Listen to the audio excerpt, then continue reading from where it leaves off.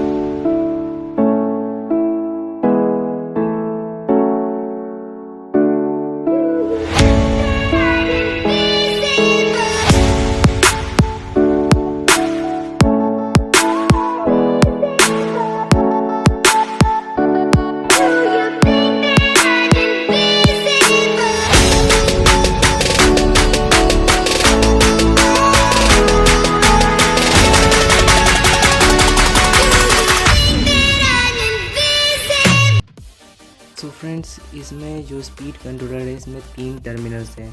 तो आप देख सकते हो मैंने डायग्राम के ऊपर बना दिया है सब कुछ। तो आप डायग्राम देखकर इजीली इसे रिपेयर कर सकते हो। तो ये जो आप देख रहे हो ये सब मैं अंदर का दिखा दे रहा हूँ, जो जो कंपोनेंट्स अंदर लगे हुए हैं। तो फ्रेंड्स, ये जो बीच वाला जो वायर है हमारा स्पीड कंट्रोलर का, वो ऊपर से गया हुआ है। देख सकते हो वो बीच इधर साइड वाले से कनेक्ट नहीं है।